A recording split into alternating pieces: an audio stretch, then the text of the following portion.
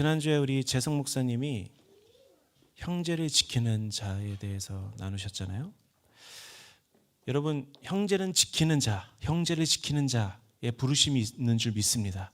우리는 우리의 삶에 나의 어떠한 테두리에 갇혀 사는 인생이 아니라 우리는 형제 사랑을 위해 또 형제를 지키는 자로서 부르심을 받았습니다. 이런 마지막 때 가장 큰 특징이 무엇인가요? 지난주에 우리 재성 목사님도 말씀하셨는데 마태복음 24장 12절에 보면 불법이 성함으로 많은 사람의 사랑이 어떻게 된다? 식어진다. 하나님의 법이 올바로 서지 못하면, 불법이 성하게 되면 사랑이 식어집니다. 그래서 하나님의 계명, 하나님의 법이, 하나님이 우리를 위해서 왜 법을 제정하셨냐? 사랑이 식어지지 말라고. 할렐루야. 사랑이 식어지지 않기 위함입니다. 여러분, 사랑이 식어진다는 말이 어떤 의미인가요? 우리의 마음이 냉랭해진다는 거잖아요. 그렇죠? 우리의 마음이 차가워지는 거예요. 마치 사랑하기를 거부하는 마음이 된다는 거예요. 마지막 때에 특별히 사랑에 대한 잘못된 정의를 가진 거짓 사랑이 난무하게 됩니다. 이 마이클 비크 목사님 이런 말씀을 하셨어요. 마지막 시대의 핵심적인 이슈들 중에 하나는 사랑이 무엇이냐에 대한 것이 될 것이다. 우리는 사랑을 하나님의 방법대로 정의하던가 아니면 하나님의 말씀에 대한 순종에 기반하지 않고 사랑을 추구하는 인본주의적인 문화를 기반으로 정의하게 될 것이다. 사랑과 선행의 진정한 정의는 예수님께 충성됨 안에서 발견할 수 있다. 우리는 오늘날 교회 가운데 떠오르는 사랑에 대한 잘못된 패러다임을 제거해야 한다. 지금 마이클 비클 목사님이 어떤 말씀하시는 거예요? 잘못된 인본주의적 문화에 기반한 사랑을 정의하게 될 것이라는 거예요. 마지막 때. 그러나 오늘날 교회들은 진정한 사랑의 정의를 깨달아야 된다. 그 정의는 어디서 찾을 수 있는가? 예수님께 충성됨 안에서 발견할 수 있다. 여러분 믿으십니까? 여러분, 우리는 그리스도의 사랑, 우리가 형제를 사랑한다는 거에 있어서 이 사랑이 무엇인지 올바로 정의해야 돼요. 여러분, 사랑은 예수님께 충성됨 안에서 발견할 수 있는 것입니다. 믿으십니까? 이게 무슨 의미인가요? 예수 그리스도의 길을 따르는 자들이 그 사랑을 발견할 수 있다는 거예요. 예수를 따라 살다 보니, 예수님이 가신 그 길을 나도 걷다 보니까 사랑이 이런 것이구나. 우리가 그 안에서 사랑을 발견한다는 것입니다.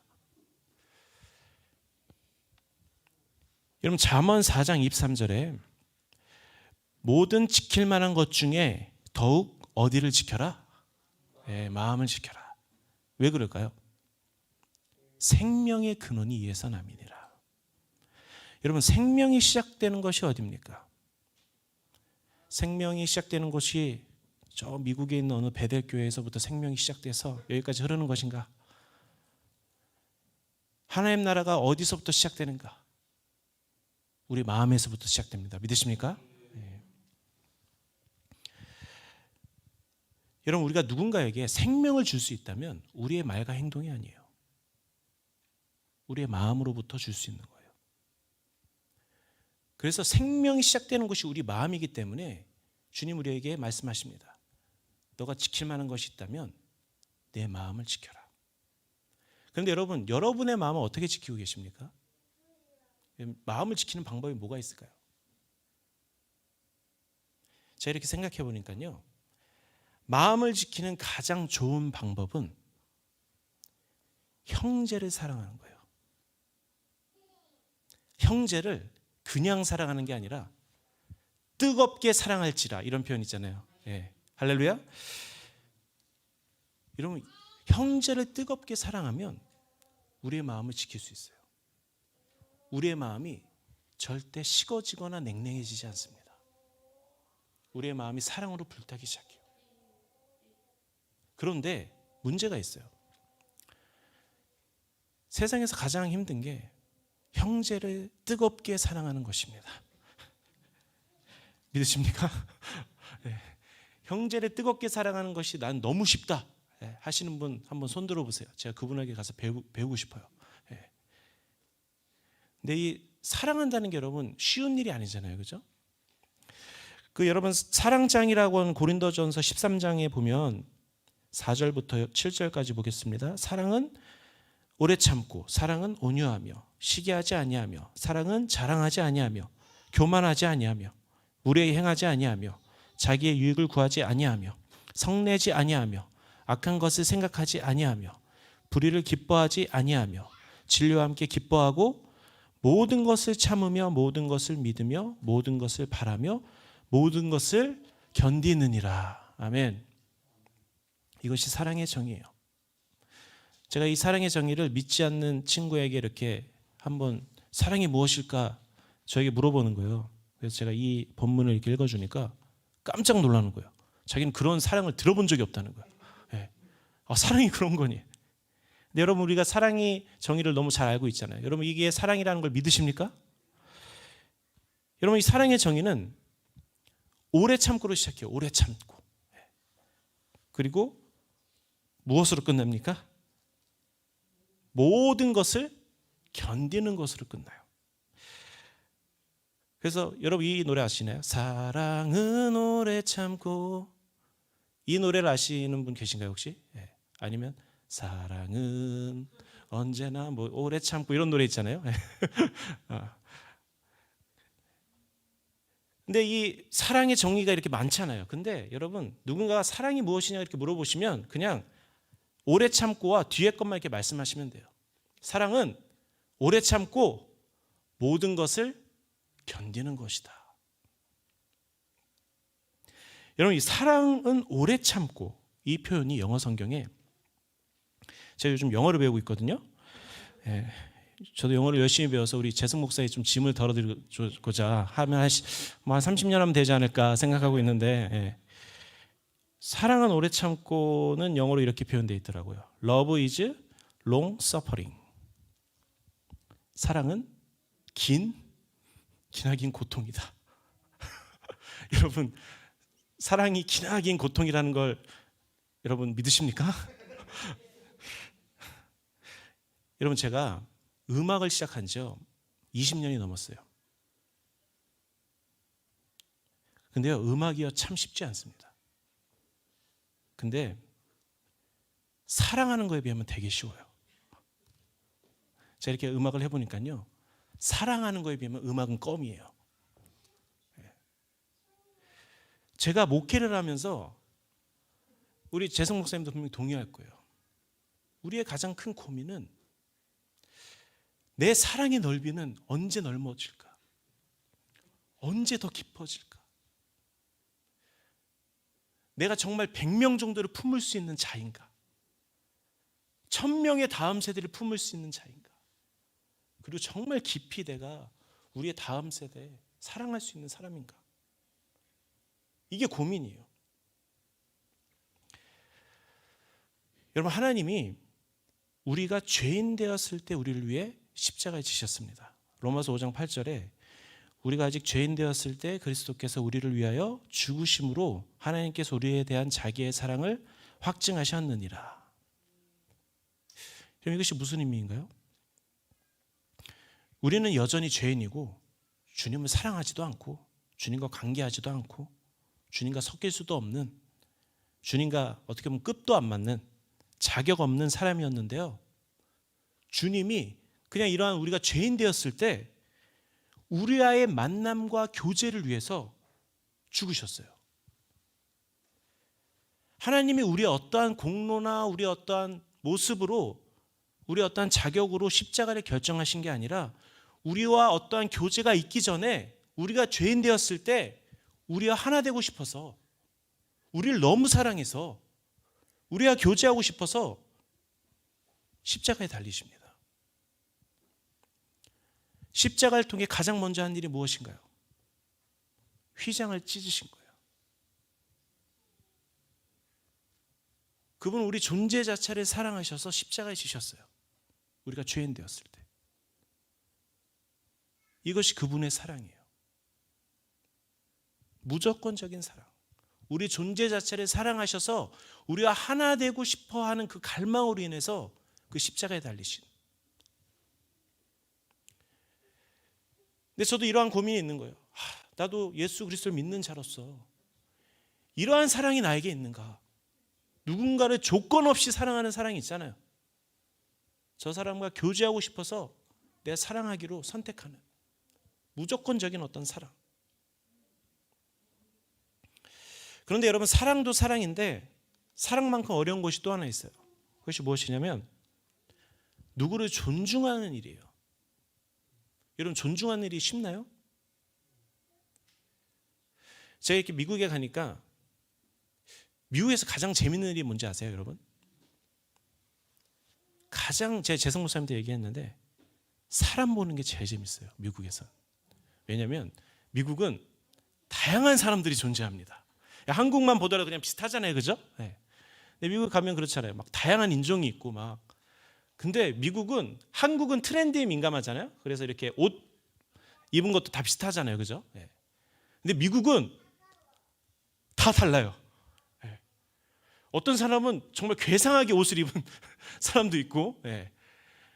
막 머리도 막 이상하게 하신 분들도 있고. 여러분, 근데 이러한 다양한 모습들이 교회에 존재해요. 교회에도 여러분, 제가 이제 정말 세상에 별 사람이 다 있다를 가장 사실 절실히 느낀 데가 군대예요. 군대 훈련소 가보면 진짜 세상에는 별 사람 다 있구나. 네. 이거를 되게 이렇게 뼛속 깊이 이렇게 느끼는 시간이었어요. 근데 여러분, 교회 공동체의 모습을 보십시오. 여러분, 옆 사람을 보십시오. 네. 정말 우리 다양한 사람들이 있잖아요, 그죠? 그리고 이 공동체에 이렇게 같이 생활하다 보면 각자의 어떤 다른 행동과 어떠한 각자의 어떤 가치와 여러 가지 모습들을 좀 볼 수가 있게 됩니다. 여러분, 예를 들어서 이 공동체의 모습을 영어 시험이라고 제가 가정을 해볼게요. 일주일 전에 공동체 안에 영어 시험이 이제 다음 주에 있다 이렇게 공고를 내린 거예요. 그런 어느 날 시험 당일이 됐어요. 근데 공동체에 한 100명 중에 한 10명은 영어 시험에 오지 않았어요. 이런 사람들이 있어요, 그죠? 근데 시험이 시작됐어요. 시험 문제가 50문제였는데 대부분 시험을 잘 풀어요. 그런데 시험 시간에 자는 사람이 있는 거예요. 그런데 누구는 갑자기 시험 시간에 일어나서 기타를 치는 거예요. 여기 기타 치는 사람이 별로 없기 때문에 누구 한 명 있겠죠, 그렇죠? 네. 근데 어떤 사람은 시험이 어렵다고 막 우는 거예요. 그런 사람 있죠, 그죠? 네. 근데 어떤 사람은 막 시험이 어렵다고 나가버리는 거야. 그리고 누구는 이 시험 문제가 잘못됐다고 막 문제 제기를 하는 사람이 있어요. 자, 시험이 끝났습니다. 이 결과를 보니까 한 두세 사람은 50문제 중에서 한 45문제 정도 이상 맞았어요. 우등생이에요. 근데 대부분은 중간 정도의 어떤 점수를 맞아요. 그런데 한 문제도 풀지 못하는 사람들이 있어요. 누구는 아예 풀지도 않고 나가버린 사람도 있어요. 45문제를 맞히는 사람, 10문제를 맞히는 사람, 한 문제도 못 맞히는 사람, 풀지도 않는 사람, 뭐 우는 사람. 다양한 모습들이 있습니다. 여러분, 이 공동체 안에 이런 모습들이 있어요. 그런데 각자의 사정이 있어요. 누구는 시험이 어렵지 않아요.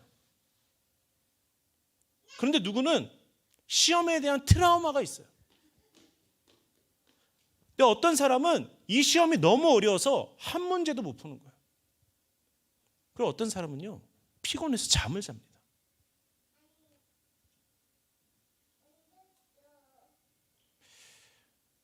우리는 이런 공동체 모습 안에 때론 이러한 가능성을 배제하는 경우가 있어요.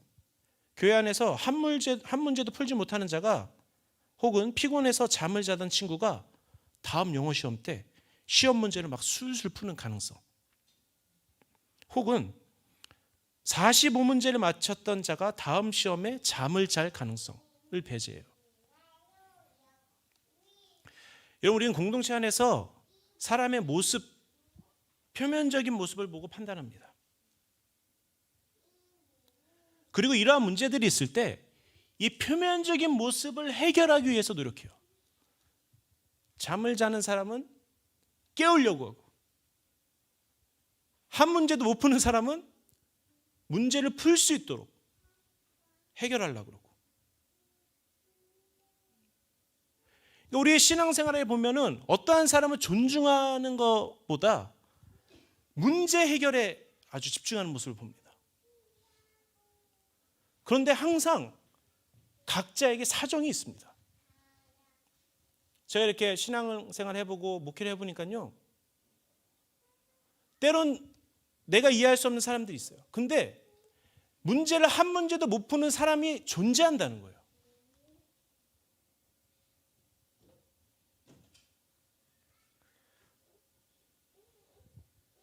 하나님이 저에게 이런 모습을 보여주셨어요. 너 안에 존중이 있냐?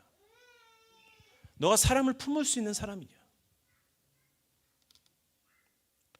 여러분, 우리는 공동체 안에서 서로의 문제 해결을 위해서 애쓸 필요 없습니다.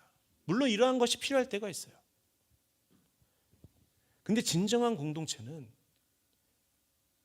우리 지난주에 재성 목사님도 그런 설교했잖아요. 형제를 지키는 것, 이것이 무엇일까? 우리의 마음이 식어지지 않도록 돕는 거예요. 제가 지금 예를 들었지만 영어 시험에 대한 그 마음 있잖아요. 이 마음이 식어지지 않도록만 도와주면 돼요. 혹은 누군가가 열정이 식어지고 있다면, 이 꺼져가는 심지가 있다면 그것을 끄는 게 아니라 그 마음이 다시금 불타올 수 있도록 서로에 대한 환경과 상황을 존중하고 서로를 지켜주는 거예요. 다시금 타오를 수 있도록 뜨겁게 사랑하고, 몇 문제를 마치고 이런 것은 중요한 게 아닙니다.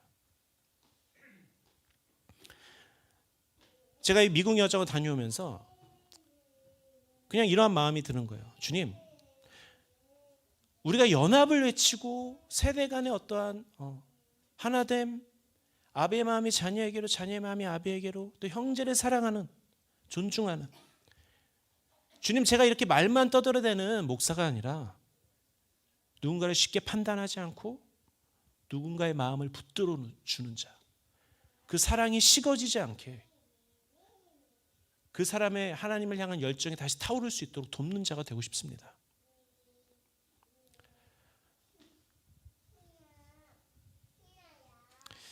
여러분, 고린도전서 13장, 제가 사랑은 오래 참고, 이것을 영어 표현으로 다시 이렇게 제가 읽어드렸잖아요. 사랑은 기나긴 고통이다. 여러분, 사랑은 고통을 동반합니다. 여러분, 사랑해 보셨죠? 그죠? 여러분, 진정한 사랑을 해보면요, 우리의 마음이요, 갈기갈기 찢어져요. 마음이 갈기갈기 찢어지는 그 마음이 무엇인지 모른다면 진정한 사랑을 해보지 못한 사람입니다. 진정한 사랑꾼은 마음이 갈기갈기 찢어진다. 할렐루야.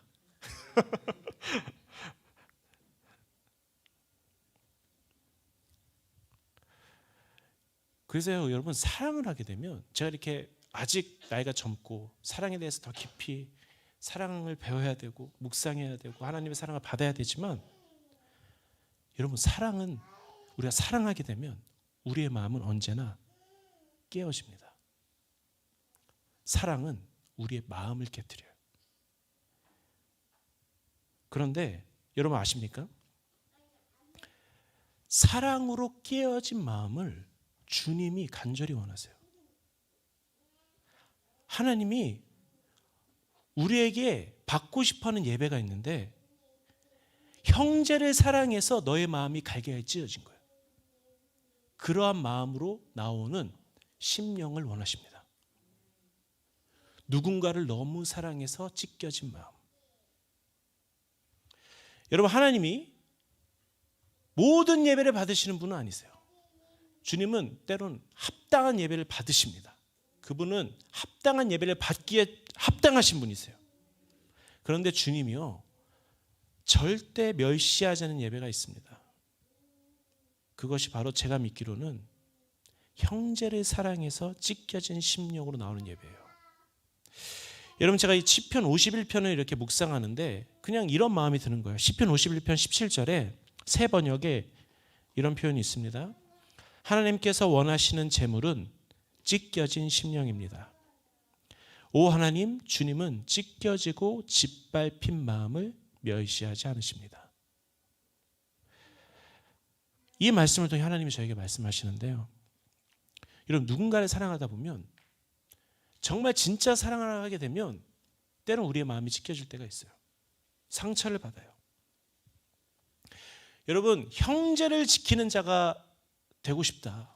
우리가 이 시대에 형제를 지키는 자로 일어나야 된다 했을 때 여러분 이 형제를 지키는 일로 말미암아 여러분의 마음이 찢겨질 수 있습니다. 여러분의 마음이 짓밟힐 수 있다는 거예요. 그런데 하나님이 이 마음을 원하시는 거예요. 왜 그럴까요? 형제를 위해 찢겨진 마음이 바로 예수님의 마음이에요.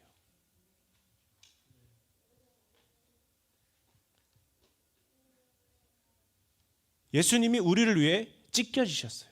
마음이 찢겨지셨어요. 근데 그분은 우리를 향한 사랑을 포기하지 않으십니다. 우리를 향한 사랑을 멈추지도 않으세요. 여러분 이 마지막 때에 우리가 형제를 뜨겁게 사랑하는 자, 우리가 형제의 마음이 식어지지 않도록 그 마음을 지키는 자로 일어나야 합니다. 그런데 이러한 사랑을 할 때 여러분 우리의 마음이 찢겨질 수 있다는 거예요. 그런데 저는 믿어요. 지금 하나님이 이 더콜 기도회를 통해서 막 연합을 외치고 있잖아요. 여러분 이 연합에 대한 부르심 제가 제 입으로 하긴 그렇지만 아무에게나 주님이 맡기지 않습니다. 근데 하나님이 이러한 어떤 예배를 받기 원하시는 것 같아요. 이러한 예배가 회복되어야 한다. 어떠한 예배인가? 형제를 너무 사랑해서 내 마음이 찢겨진 거예요. 상한 거예요. 근데 하나님이 이 땅에 그 사랑, 그 상한 심령으로 나온 예배를 받기 원하신다. 내 사랑하는 자녀, 내 사랑하는 부모 위에 찢겨진 심령으로 나오는 예배가 회복되어야 한다. 하나님의 집은 이 땅에 이러한 예배자를 찾으십니다. 형제를 사랑하는 자. 형제를 끝까지 지키다가 때론 그 마음이 찢겨진 상한 심령의 예배자. 하나됨에 힘쓰다가 완전히 내 마음이 갈개갈개 찢어졌는데 그 마음을 갖고 주님 앞에 나오는 예배자. 그러한 예배자들이 일어날 때요, 이 땅에 놀라운 연합이 일어날 것입니다. 그러한 예배를 통해 하나님이 하나됨을 이루십니다. 하나님은 절대 그 마음, 그 상한 심령의 마음을 멸시하지 않으십니다. 그러한 예배는 하나님이 어떤 일을 하다가도 바로 달려와서 그 예배를 받으시는 분이에요. 왜? 그 마음이 바로 나의 마음이다.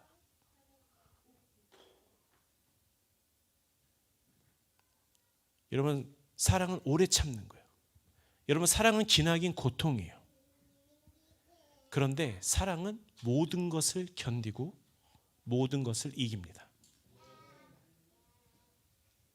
우리가 승리한다면 반드시 사랑으로 승리해야 될 줄 믿습니다. 우리의 모든 사역이 승하여지고 날로 날로 커져도 사랑이 없으면 아무것도 아니에요. 그래서 제가 원하는 것은 저는 믿습니다. 이 교회, 이 사역이 날로 날로 커질 것을. 할렐루야. 근데 날로 날로 커질 때 사단이 무엇을 공격하겠어요? 사랑하지 못하도록, 마음이 차가워지도록. 그래서 저는 이 사역을 할 때마다 더 간절하게 기도해요. 저와 재승 목사의 사랑이 더 불타오도록. 할렐루야. 사역은 사역보다도 더 사랑이 불타오도록.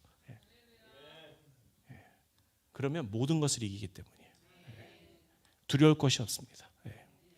그래서 우리가 그러한 형제를 지키는 자, 그런 상한 심령의 예배자로 일어나기를 예수의 이름으로 축복합니다. 우리 시간 자리에 일어나실까요?